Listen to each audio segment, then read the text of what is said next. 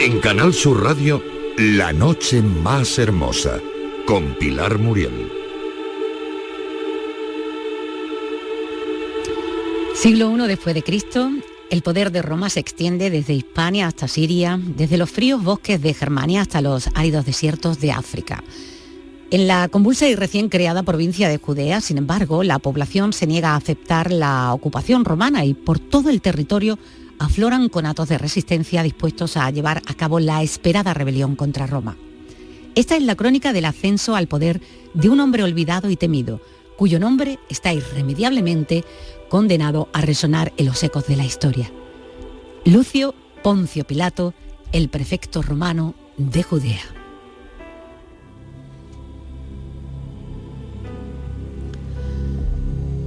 Apasionado de la historia de Roma y del mundo antiguo, Pilato, el prefecto de Judea, es la primera novela histórica de Andrés Sampedro, todo un reto con el que pretende transportar al lector en el tiempo. Muy buenas noches, Andrés, bienvenido. Muy buenas noches, Pilar, encantado.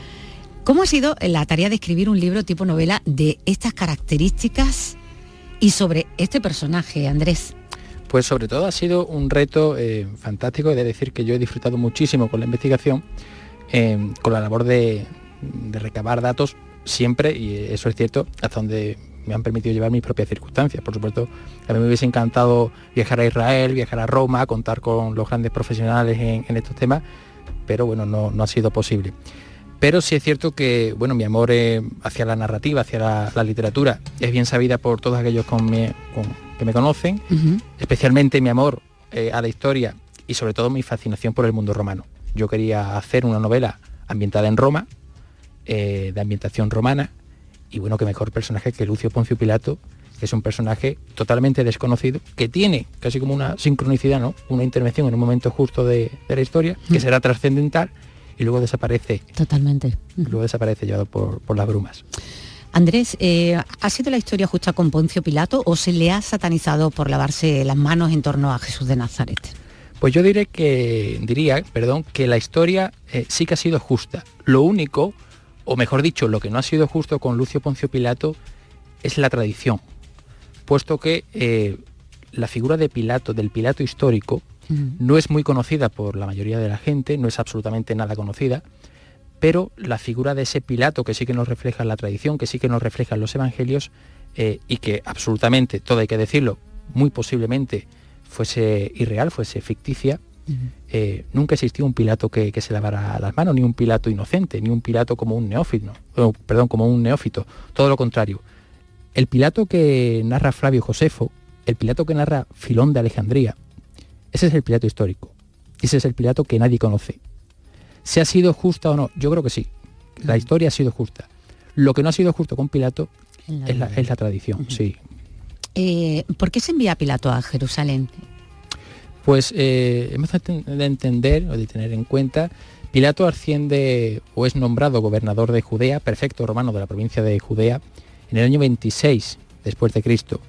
Y detrás de este nombramiento, curiosamente las fechas coinciden, parece advertirse la mano de Lucio Elio Sejano. Lucio Elio Sejano es el prefecto del pretorio del emperador Tiberio, y en el año 26, año 25, año 26 después de Cristo, Sejano comienza a acaparar todo el poder y la atención en Roma. Entonces, muy posiblemente, detrás de ese nombramiento se hallase la mano de Sejano. ¿Por qué se le nombra? Simplemente para sustituir a Valerio Grato, que había sido el anterior prefecto romano de Judea, y que llevaba más de una década al cargo. Valerio Grato es nombrado en el año 15 después de Cristo, y en el año 25-26 es llamado a Roma, y en su lugar acude Lucio Poncio Pilato con una única misión, que es mantener el orden y garantizar la paz a cualquier precio. Y tengo, como bien sabes, tanto a José Manuel García Bautista como a Jesús García, que quiero que formen parte y que intervengan también en esta entrevista, lo entrecomillamos porque quiero que sea más una conversación. Sí. Y José, me imagino que quieres preguntarle algo, ¿no? Sí, un poco por la familia a la que pertenecía Poncio Pilato y un poco el origen que tenía este gobernador romano en Jerusalén. Lucio Poncio Pilato, hemos de entender, en primer lugar, la provincia romana de Judea, a diferencia de otras tantas provincias romanas, tenía un estatus jurídico distinto. En primer lugar, es una provincia ecuestre, es decir, solo pueden acceder al cargo del gobernador miembros del ordo ecuester, del orden ecuestre, los caballeros. Y en segundo lugar, es una provincia que militarmente no tiene excesiva importancia. Que no tenga excesiva importancia no quiere decir que no fuese logísticamente importante para Roma.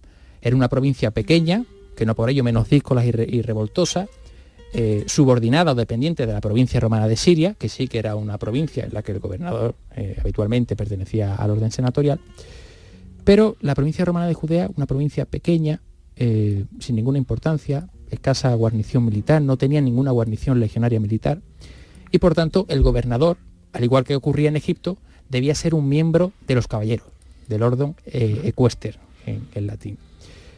Este orden social, este rango social, con el Principado de Augusto, va a experimentar un incremento muy notable, porque va a tener una gran participación en la política romana.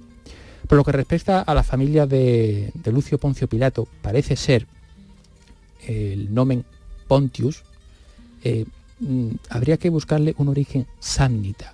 Y aquí habría que retrotraerse al siglo IV a.C., en uno de los episodios más lamentables de la historia de Roma, que no es absolutamente conocido y que sí que describe Livio en Abu Recóndita, de un episodio que narra la batalla de las Orcas Caudinas, y en la que dice que dos ejércitos consulares romanos en las antiguas guerras que había librado la República Romana fueron, no digámoslo así, derrotados, pero sí emboscados y se rindieron. Uh-huh. Y el organizador de toda esta estrategia era un samnita, un general samnita de nombre Gabio Pontio. Luego, el cognomen Pilatus parece que hace referencia al gorro que se ponían los libertos y que recibía el nombre de Pileus, ¿no? Por tanto, Poncio de Samnita parece ser posiblemente que su familia acabase esclavizada por los romanos, que tuviese un pasado esclavo y que finalmente fuese liberado, ¿no? Quizás por eso Poncio Pilatus, Poncio el del Pileus, el liberto, el liberado.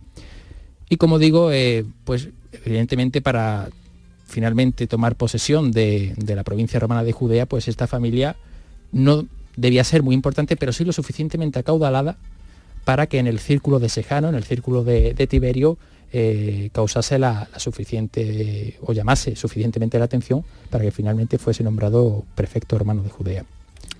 Jesús. Lo que me gustaría saber cómo era su relación con Tiberio, con Caifás.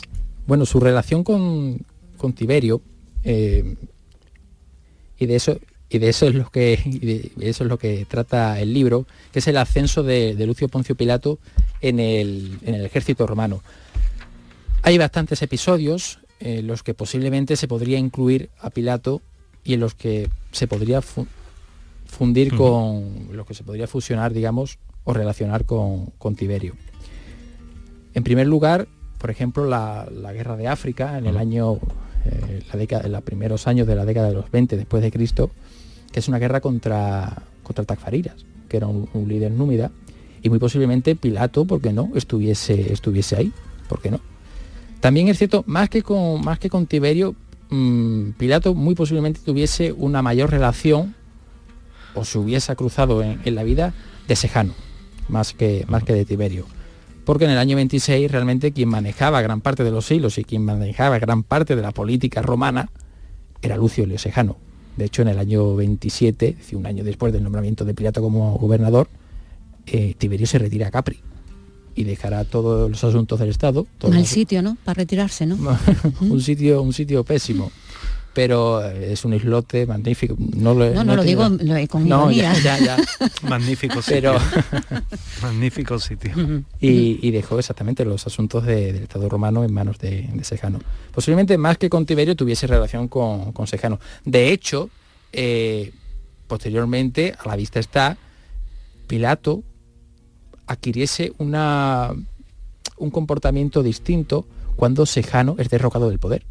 En el año 31, después de Cristo, hay un intento de golpe de Estado, digámoslo así. Sejano intenta acaparar el poder en Roma. Él acude al Senado creyendo que el propio Senado le va a otorgar unos poderes más allá de los que ya tenía, que no eran poco, y en cambio a Sejano lo arrestan en el Senado y lo ejecutan, y a todos sus partidarios. Muy posiblemente a partir de este momento Pilato está en Judea, intentará llamar lo menos posible la atención. En una provincia perdida llamamos lo menos posible la atención para que no nos descubran. Y en el año 36, sin embargo, sí se le llamará a Roma para que establezca el orden allí, bueno, para que no se desmanden los ciudadanos del lugar. José. Dos preguntas que se me ocurren. Que te mandaran a Jerusalén, a Judea, ¿era un premio o era un castigo? Esa es la primera. Y la segunda, en las escrituras en los evangelios hay un lugar, un punto, una ubicación que es muy importante, que es la fortaleza Antonia, hoy día a 16 metros de profundidad bajo Jerusalén. ¿Qué importancia también tenía la fortaleza dentro de aquella Jerusalén de la época? Bueno, contestando en primer lugar a la primera pregunta, que te mandasen a Judea realmente era un castigo. Claro.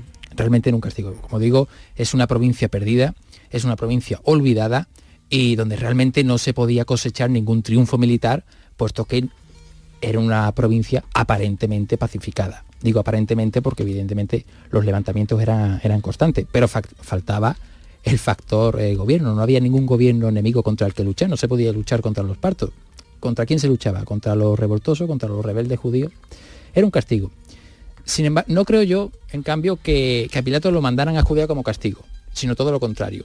Tal vez a él lo mandara para que vigilara, o esto es simplemente un dato, una conjetura. Una apreciación tuya. Una apreciación, sí, para que vigilara, para que vigilara a quién, al gobernador romano de Siria, que sí es el que tenía poder. Claro. El gobernador romano de Siria sí que tenía potestad y sí que tenía imperio sobre las guarniciones legionarias acantonadas. En cambio, podía ser incluso un espía del propio emperador o un espía del propio Sejano. En relación a la segunda pregunta, la fortaleza Antonia, y me alegro de verdad que me hayas hecho esta pregunta, la fortaleza Antonia es, como su propio nombre indica, una fortificación que se encuentra en uno de los extremos del templo.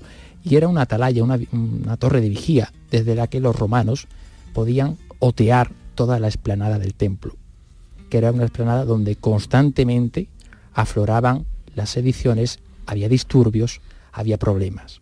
De hecho, fijémonos, que han mencionado las escrituras, el episodio de Jesús expulsando a los mercaderes del templo. Uh-huh. Si expulsas a los mercaderes del templo, si expulsas a los cambistas, si tumbas las mesas de los cambistas en la explanada del templo, no olvides que está siendo vigilado por Roma. Y a ojos de los romanos eso es un disturbio. Totalmente. Eso es problema. Uh-huh. De hecho, la guarnición romana en Judea, como digo, debía ser muy escasísima. Hemos de pensar en las primeras décadas del siglo I después de Cristo, en guarniciones auxiliares, quingenarias de 500 hombres repartidas por todo el territorio. Muy posiblemente el total de efectivos en la provincia romana de Judea, el total de efectivos, no debía superar los 2.500 o 3.000 hombres por todo el territorio. Eso sí, estaban concentrados o gravitaban o se focalizaban en los centros más importantes. Pensemos, por supuesto, en Cesarea Marítima, que era la capital de la región, la capital administrativa, Jerusalén, por supuesto, en Sebaste, que era la capital de Samaria, o en otros puntos como Hebrón. Pero no eran guarniciones especialmente numerosas. De hecho, habrá que esperar a la primera revuelta judeo-romana en tiempos de Nerón para que finalmente sí que se instale una legión en Jerusalén, que será la 10ª Fredensis. Me imagino que en Jerusalén no solamente era la cosa de los disturbios, lo que se podía encontrar Poncio Pilato cuando fue, bueno, tú hablas de que probablemente sea un castigo. ¿Qué otro tipo de problemas se encontraban o podíamos encontrarnos en este tiempo, en este lugar, en Jerusalén? Andrés. Bueno, sí, pues para un legionario auxiliar romano o para cualquier funcionario romano, incluso para el propio prefecto romano de Judea, Judea era una provincia totalmente distinta al resto. En primer lugar, por las propias creencias de la población autóctona. Los romanos, en general, el pueblo romano y el imperio romano, era un pueblo ecléctico. Ellos aceptaban todas las creencias, todas las tradiciones. Eso sí, solo establecían dos límites. En primer lugar, el respeto al Estado, a la res pública romana, que se asociará luego con la figura del emperador. De hecho, los primeros cristianos, uno de los problemas que tendrán será cómo adorar a nuestro Dios e igualmente adorar a la persona divinizada del emperador. Exactamente. Y en segundo lugar, el segundo límite que imponían los romanos era el pago de tributos. Si se pagaban los tributos, No hay problema. ninguno. No hay ningún problema. En Judea, en cambio, tenemos la mentalidad, y empezamos, por supuesto, por la propia religión judaica, que adora a un Dios informe, a un Dios informa. Esto no cabía en la mentalidad romana. De hecho, en el año 63, cuando Neo Pompeyo el Grande, en sus campañas por Oriente, llega a la propia Jerusalén, entra en Jerusalén, lo primero que hace Pompeyo el Grande es entrar en el Sancta Sanctorum del templo. ¿Y qué esperaba encontrar Pompeyo? Una estatua de oro, de un dios. ¿Y qué se encuentra? Nada. No encuentra nada. Por tanto, claro, ¿cómo intentar pacificar, o no pacificar, sino gobernar una provincia cuyo dios es informe, no tiene forma y por tanto no se puede incorporar al panteón romano? Eso en primer lugar. Y luego, evidentemente, y no nos olvidemos, que los disturbios eran notables. Pero claro, estamos hablando contra una población que se oponía al gobierno romano, pero oficialmente o aparentemente ya estaba pacificada. ¿Cómo pacificar a unas gentes que aparentemente estaban de acuerdo o estaban sometidas al dominio romano? De hecho, los romanos tenían este problema y esto explicaría mucho del antisemitismo que tenían muchos romanos. El legionario que estaba en Germania o el legionario que servía en Siria sabía que el enemigo se hallaba al otro lado de la formación, al otro lado del Tigris, del Éufrates, al otro lado del Rin. En Judea el enemigo estaba a la espalda. El enemigo podía ser una niña, un niño, una mujer, un hombre, un carpintero, un artesano, cualquiera. Jesús. ¿Qué nivel moral tenía Pilatos? Pues aquí entramos en la dualidad de figuras o en las dos, digámoslo así, imágenes que tenemos o que nos ha aportado la historia sobre Pilato. Por un lado, la tradición nos ha legado los evangelios canónicos, también los evangelios gnósticos, las santas escrituras, digámoslo, nos ha legado a un Pilato que aparece como un incipiente cristiano, como un Pilato que se sorprende, Pilato pacífico, que quiere intervenir lo menos posible, que se lava las manos. Que se lava las manos y que pregunta: ¿a quién me trae? Yo no quiero crucificar a este hombre. Pero por otro lado, tenemos el Pilato que nos describe Flavio Josefo o que nos describe Filón de Alejandría, que es un Pilato que arrasa a sangre y fuego y que hará todo lo posible por mantener Judea en el gobierno romano. Hemos de decir también, evidentemente, que Pilato no fue ni mejor ni peor de los gobernadores que lo precedieron y lo sucedieron en el cargo.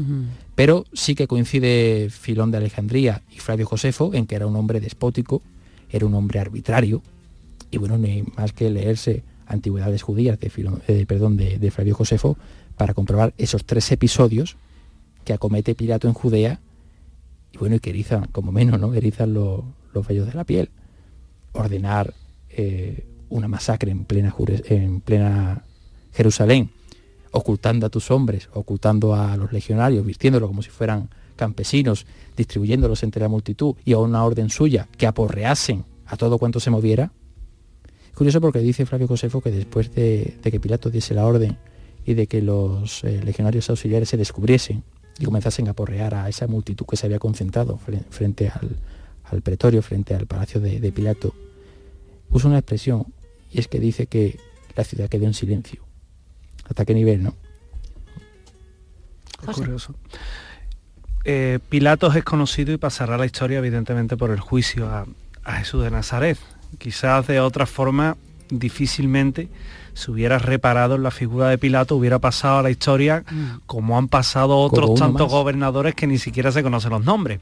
¿Qué le pareció a Pilato la figura de Jesús de Nazaret, aquel judío que estaba poniendo tan revoltosos al resto de Jerusalén? Bueno, esto es un tema, curiosamente, a la hora de tratar el asunto de Jesús de Nazaret, la vida de Jesús, es sumamente curioso porque desde la doctrina, desde los ámbitos académicos, hay multitud de opiniones y la mayoría de los académicos, ninguno da su brazo a torcer. Cada uno defiende su tesis, cada uno defiende su teoría y acomete contra el otro. Es decir, es un mundo un poco de capa y espada. Lo que sí es cierto, y esto parece haber un cierto consenso, que a medida que pasan los años, ¿no? Estamos aquí hablando y seguro que habrá alguna persona que siga escribiendo sobre Jesús de Nazaret o sobre lo que significó el proceso, pero lo que sí es cierto es que hay un cierto consenso, y es que el mensaje de Jesús de Nazaret era un atentado contra los principios de Roma. Y no hemos de olvidar que Jesús de Nazaret, a ojos de Roma, era un rebelde. Claro. La igualdad. No, exactamente. Si leemos el amor a los pobres, Uh-huh. leamos a Cicerón en sus cartas a Ático. Cicerón en sus cartas a Ático dice que la pobreza es algo ignominioso, es algo deshonroso, que lo verdaderamente honrado es vivir de las rentas. Claro, tenemos a un señor en una provincia que no era especialmente pacífica, como es Judea, que se le acercan miles de seguidores. Esto para, como mínimo, al poder romano le asusta y le pone nervioso. Pero es que además, y aquí habría que hacer mención al propio proceso, a Jesús de Nazaret, y a la luz de la historia, Pilato lo condena por rebelde. Posiblemente el delito por el que Pilato lo juzga y lo manda a crucificar es el crimen de perduelio, sería traición, o algunos dicen de lesa majestà populi romani. Y esto lo tenemos en el propio titulus que cuelgan de la cruz, y que era un cartel, una tabla en la que se ponía el nombre del reo, la procedencia del reo y el delito. El famoso INRI, Jesús Nazarenus Rex Iudeorum, Jesús de Nazaret, rey de los judíos. Y el único capaz de otorgar el título rey de los judíos, no lo olvidemos, era Roma. Bueno, realmente interesante. No tenemos todo el tiempo que nos gustaría, porque yo me estoy quedando bastante sorprendida con... eres como una especie de enciclopedia, estás dejando realmente constancia de ese amor que tienes tú por la historia de Roma. Jesús, querías preguntarle... Sí, en base a ese proceso a Jesús de Nazaret, el gesto de lavarse las manos, ¿por qué lo realiza? ¿Qué importancia tiene ese gesto en todo este proceso? Sí, ese gesto a mí también me llamó la atención. Seguramente el gesto, tal y como dice, de yo soy inocente, no fuera así. Es decir, porque ya hemos visto que Jesús a ojos de Roma era un rebelde y era un atentado contra los principios romanos. Sí que he estado buscando alguna información, a ver si había algún gesto, alguna... No he encontrado nada. Muy posiblemente, o al menos así trato de narrarlo, de novelarlo en el libro, el gesto de lavarse las manos es algo espontáneo. Es decir, en el libro hay una escena en la que Pilato está presentando a un reo más, que es Yeshua de Nazaret, y en un momento dado pues coge a Jesús del brazo y lo presenta así al pueblo, y un esclavo que se da cuenta que se ha manchado de sangre, pues va corriendo con una jofaina y le ofrece para que se lave las manos. No lo sé. Sí es cierto que he oído, pero no quiero asegurarlo porque yo mismo no he podido comprobarlo, de que quizás fuese un gesto, o incluso, esto sí que habría que concatenarlo aquí, en el ámbito judío, el lavarse las manos sí tenía una gran significación, pero en el ámbito romano, ninguno. Posiblemente fuese un añadido posterior, o quién sabe, o realmente se lavaba las manos, pero no para quitarse la culpa, ¿no? Sino simplemente para... Un gesto más, simplemente gesto es algo más, como anecdótico, pero que se ha utilizado luego para darle quizás más dramatización al momento, ¿no? Nosotros nos estamos centrando realmente en esta novela, en lo que en los capítulos en los que aparece la figura de Jesús de Nazaret. Estamos en unas fechas especiales, Semana Santa. El libro tiene mucho más, es una novela. ¿Cuántas páginas tiene, querido Andrés? El libro tiene 1122 páginas. Hay que añadir también que Andrés tiene 21 años, solamente 21 años. Y antes de seguir, de poner el broche final quizás a esta entrevista, a esta conversación que estamos teniendo contigo, sí me gustaría saber qué fue lo que ocurrió con Pilato una vez que se marcha y vuelve a Roma, ¿no? Porque, como tú bien dices, no sabemos nada de Poncio Pilato si no fuera porque aparece en este momento de la historia, ¿no? En esta sincronicidad. Sí, es cierto, después del proceso hay un suceso bastante grave además, en concreto una masacre, y en Roma, o mejor dicho, en Siria, el gobernador romano de Siria, consciente de la gravedad de la situación, también consciente de la enemistad de Pilato con Tiberio, lo hace llamar a Roma para que rinda responsabilidades, rinda cuenta ante el propio Tiberio. Y después de este suceso que sí que cuenta Flavio Josefo, las brumas de la historia hacen desaparecer la figura de Pilato.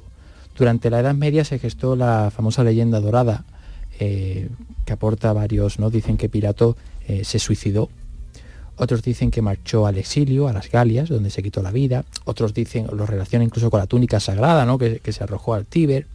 No lo sabemos. Lo que sí es cierto es que Pilato es destituido en el año 36 después de Cristo, y en marzo del año 37 Tiberio muere, y a Tiberio le sucede Cayo Julio César Germánico, también conocido como Calígula. Entonces no sería nada extraño que en toda esa vorágine sanguinaria, sangrienta, que suceda a los primeros meses del gobierno de Calígula, pues Pilato fuese una víctima, o quién sabe, quizás lograra escapar a Hispania, a la Galia. A saber, ¿no? Esta obra arroja luz sobre uno de los personajes, como hemos hecho hincapié aquí, ¿no? Bíblicos olvidado por mucho, pero clave en el desenlace del momento más importante del cristianismo. Andrés, ¿cuándo empezaste a trabajar en esta novela? ¿Qué tiempo te ha llevado poder concluirla? Pues empecé hará unos 5 años, lo que es el proyecto, la idea. Empecé a darle vuelta pues hace 5 años, y yo recuerdo, pues estaba en verano, iba a pasar yo de primero de bachillerato a segundo de bachillerato, ya empezaba a darle la idea y a escribir, ¿no? Y llevaba bastante escrito, pero luego, bueno, las circunstancias de la vida, ¿no? Esta sincronicidad de como hemos estado hablando, decidí borrarlo todo y empezar de nuevo. Llevaba bastante avanzado, lo borré todo y comencé de nuevo, y a partir de ahí pues unos 3 años, es decir, 3 años me ha llevado escribir a Pilato, darle forma, cincelar la figura de Pilato, entre otras muchas.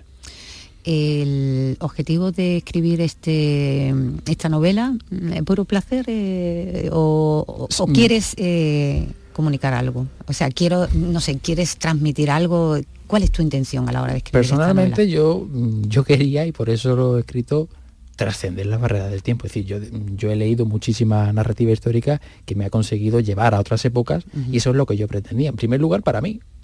Oye, a mí me gustaría, con lo que he leído, con lo que sé, viajar al siglo I después de Cristo, ¿no? Poder experimentarlo. Y luego la posibilidad de intentarlo, al menos, que otras personas consigan, como lo he conseguido yo, viajar a través del tiempo, evadirse de una realidad demasiado abúlica en ocasiones, demasiado gris, y llevar a otras épocas. Bueno, esa es mi intención, ¿no? Yo lo he conseguido y espero que los lectores también. ¿Y por cuándo vas a viajar por aquella zona? ¿Quién sabe? ¿Quién sabe? ¿Tienes algo en proyecto o de momento estás disfrutando del resultado de esta primera novela? Me gustaría decir, a esta pregunta tendría que contestar que sí, que algo hay todavía muy pingüe, muy pequeño, bueno, meros esbozos, pero... ¿También sobre Roma? Pues quién sabe, posiblemente sí. Guerras, aventuras, intrigas, rebeliones, viajes, asedios, batallas. Esta es la historia de un pueblo dominado por la fuerza de un imperio, de un superviviente en busca de venganza, de amores prohibidos, imposibles, de guerras y ambiciones personales.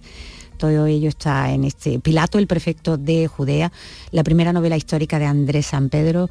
Te doy las gracias por haberte acercado hasta el programa y haberla compartido con toda la audiencia, con los hermosos y las hermosas de la noche. Muchísimas gracias a vosotros.